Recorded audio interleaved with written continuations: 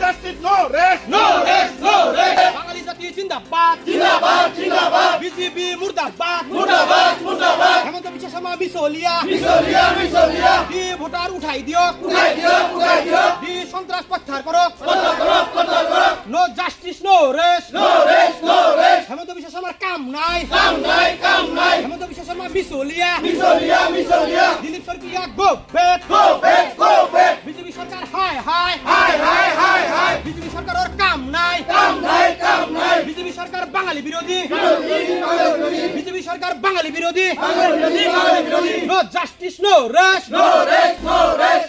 হয় চাওক আমাৰ প্ৰাপ্য অধিকাৰ আজি প্ৰাপ্য অধিকাৰ বা আমাৰ যিটো জন্মগত অধিকাৰ স্বাধীন ভাৰতৰ এজন নাগৰিক হিচাপে আমাৰ যি অধিকাৰ আজি এই অধিকাৰ আমাক সাব্যস্ত কৰিবলৈ আমি আজি ওলাই আহিছোঁ। এইটো বৰ দুৰ্ভাগ্যজনক কথা। আপোনালোকে জানে যোৱা 20 জুলাইত এটা মানে নটিফিকেশ্যন এটা ওলাইছিল, যি নটিফিকেশ্যনত লিখা আছিল যে ভাৰতত বসবাস কৰা, ভাৰত তথা অসমত বসবাস কৰা অমুছলিম যিবিলাক নাগৰিক আছে এই নাগৰিকসকলত থকা আগত থকা যে ডি ভোটাৰ, যি ডি টেগ, এই ডি টেগটো উঠাই দিয়া হ'ল। আমি এই খবৰটো পাই নথৈ আনন্দিত হৈছিলোঁ। আমি তেতিয়া বিজেপি চৰকাৰক আমি ধন্যবাদ জ্ঞাপন কৰিছিলোঁ।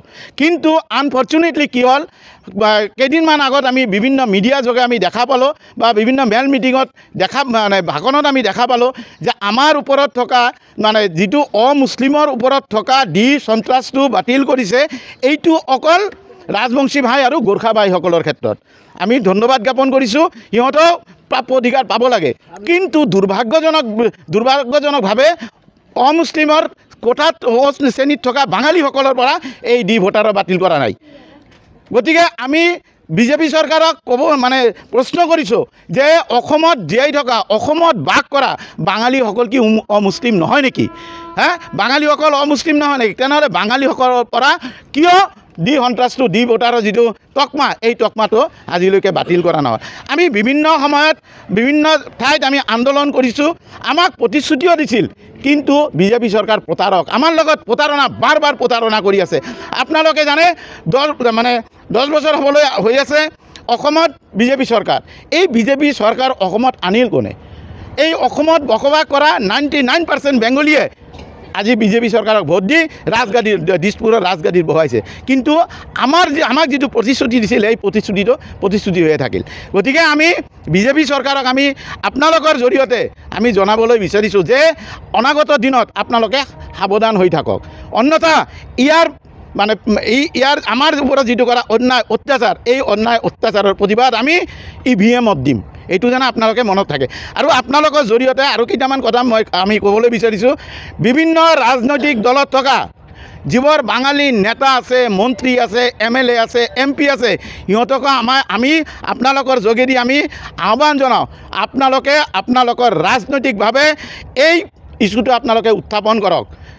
বিজেপিত থকা যিকোনো দলত থকাই নেতা মন্ত্ৰীসকলক আমি সকীয়াই দিব বিচাৰিছোঁ যে আপোনালোকে আমাৰ যিটো বাঙালীসকলৰ যিটো ন্যায্য অধিকাৰ, এই ন্যায্য অধিকাৰ প্ৰাপ্তিৰ কাৰণে আপোনালোকে ৰাজনৈতিকভাৱে চিন্তা কৰক। আপোনালোকে আপোনালোকৰ টেবুল, আপোনালোকৰ মজিয়াত এই কথাটো উত্থাপন কৰক।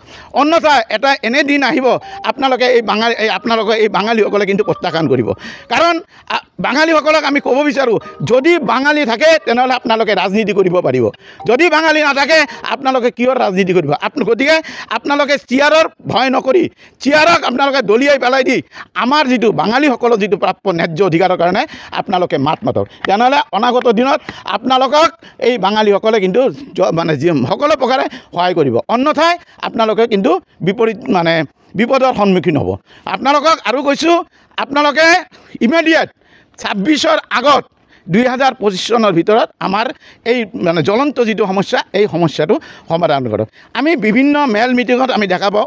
কালিও আমাৰ অসমৰ মাননীয় মন্ত্ৰী ৰঞ্জিত দাস মহাশয় কৈছে যে ডাউটফুল ভোটাৰ তেওঁলোকক ডাউট কৰা হৈছে, তেওঁলোকে ভাৰতীয় নাগৰিক। আমি তাক প্ৰশ্ন কৰিব বিচাৰোঁ, এই ডি ভোটাৰ যিবিলাকৰ টেগ লগাই দিয়া হৈছে, সিহঁতে কি এই গণতান্ত্ৰিক দেশত যিবিলাক অধিকাৰ পাব লাগে এই অধিকাৰবিলাক সিহঁতে পাইছে নেকি? আজি যিকোনো কাম কৰিবলৈ গ'লে মানে অফিচিয়েল কোনো কাম কৰিবলগীয়া ডি ভোটাৰ যদি থাকে তেনেহ'লে ইহঁতক কিন্তু ৰেহাই দিয়া নহয়। NRCৰ ক্ষেত্ৰত আমি দেখা পাইছিলোঁ যে এই ডি ভোটাৰ থকা ব্যক্তিসকলৰ NRCৰ কাম কিন্তু হোৱা নাই। বায়'মেট্ৰিক দিবলৈ গৈছিল, সিহঁতৰ বায়'মেট্ৰিকো দিব পৰা নাই। গতিকে আপোনালোকে কিয় মিছা কথা কৈ আছে, বাৰ বাৰ আপোনালোকে কিয় মিছা মাতি আছে? সেইদিনা আমাৰ মুখ্যমন্ত্ৰী ডাঙৰীয়াই ক'লে বাঙালী ভাষাটোক মানে ক্লাছিকেল লেংগুৱেজ হিচাপে মানে ঘোষণা কৰা হৈছে। ধন্যবাদ আপোনালোকক, এইটো প্ৰাপ্য। বাংলা ভাষা এইটো ক্লাছিকেল যিটো লেংগুৱেজৰ শ্ৰেণীত ৰাখিছে, এইটো আমি প্ৰাপ্য, আপোনালোকে দিছে। আমি আপোনালোকৰ জৰিয়তে আমি ভাৰতৰ প্ৰধানমন্ত্ৰী যশস্বী প্ৰধানমন্ত্ৰী মাননীয় নৰেন্দ্ৰ মোদী দেৱক আমি ধন্যবাদ জ্ঞাপন কৰিছোঁ আমাক এইটো দিয়াৰ কাৰণে। কিন্তু আটাইতকৈ ডাঙৰ কথা হ'ল আমি যিটো আমাৰ জ্বলন্ত সমস্যা, যদি আমাৰ জাতি নাথাকে আমি ভাষা কেনেকৈ ক'ম? আমাক জাতিটো থাকিব, তেতিয়া আমাক ভাষা আমাৰ থাকিব। গতিকে আপোনালোকে আৰু পলম নকৰাকৈ আমাৰ এই যে প্ৰাপ্য দাবী, এই প্ৰাপ্য দাবীখিনি মানে আজি ৰূপায়ণ কৰি দিয়ক। আমাৰ ডি ভোটাৰ ডি সন্ত্ৰাস আপোনালোকে উঠাই দিয়ক, নহ'লে আজি ইয়াতকৈ আৰু বেছি প্ৰতিবাদৰ সন্মুখীন হ'বলৈ আপোনালোকে সদায় মানে গোটেই অসমত ইয়াতকৈ বেছি প্ৰতিবাদৰ সন্মুখীন হ'বলৈ আপোনালোকে কিন্তু প্ৰস্তুত থাকক।